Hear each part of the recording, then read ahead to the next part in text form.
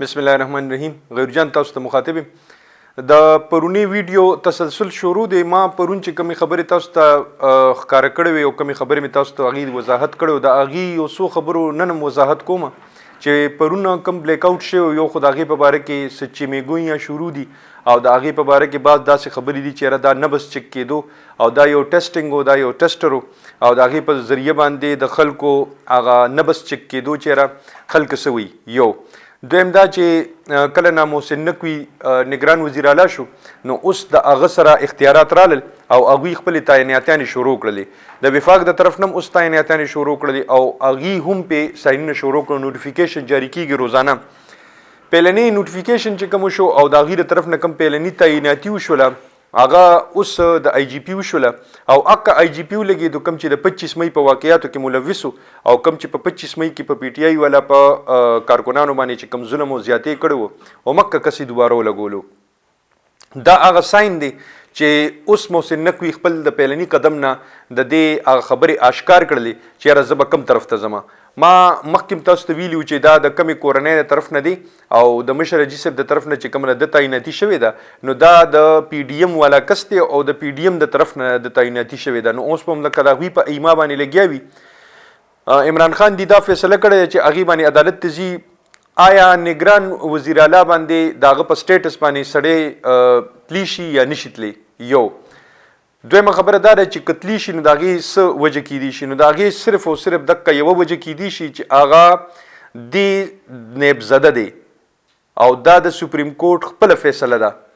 چې که څوک نیبزده وي نو هغه تر د 10 کالو پورې د عوامي عهدې دپاره اهل نه دی. صرف او صرف په دې ګراوند باندې به هغوی اوس عدالت ته ورځي. اوس پر سپریم کورټ د موټ پته لګي چې یاره سپریم کورټ اوس په دې باندې ایکشن اخلي نه اخلي هغوی پې اوس د خپل وضاحت ورکوي نه ورکوي. په دې باندې به اوس د محسن نقوي پته ولګي چې یاره هغې باندې اوس هغوی څه ډیسیشن اخلي.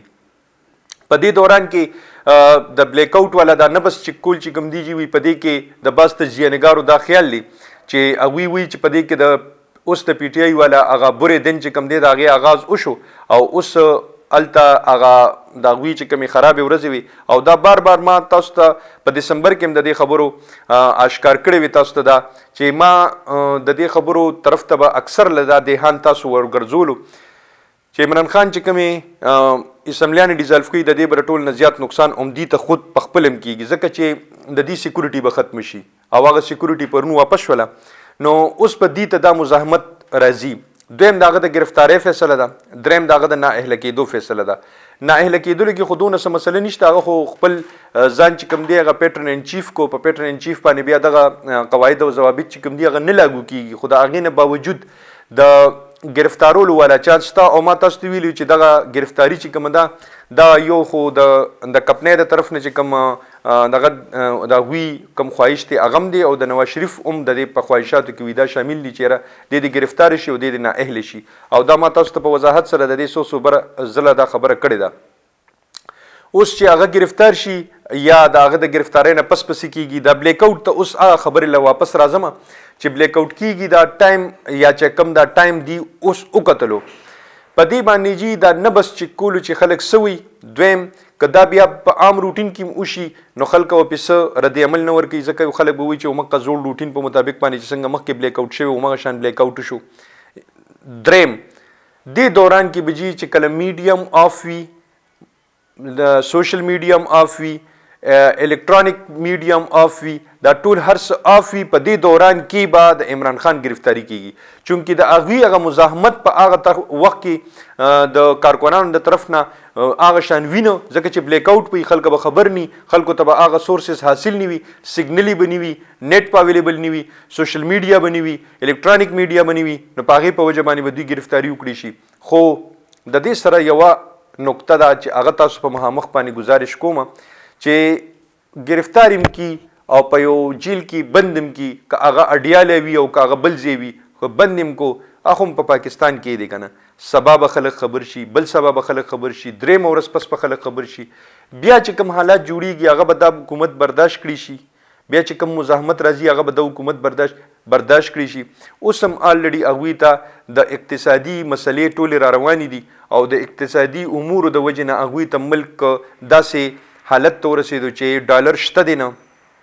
د بار نه انکم شته دی نه خلکو به چې کم بار نه هغه پیسې را لیږلې د هغې ما تاسو ته ګزارش کړو چې خلک اوس هونډیانو ته ترجیح ورکوي او په هونډیانو باندې را لیږي او په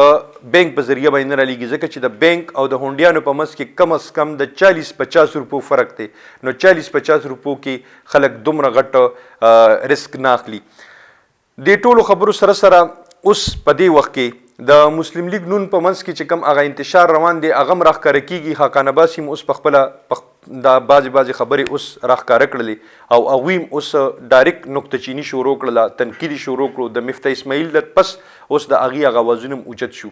دا خبرې او دا مسلې به اوس مریم نواز ته را مخامخ کېږي چې کله هغه واپس راشي. پر روان ورځو کې به په دې باندې بیا مونږ انشاءالله دوباره په نورو ویډیوز کې ستاسو په مخامخ باندې خپل ګزارشات एकदम خوشحاله او بریالي اوسئ. د لوی الله په امان.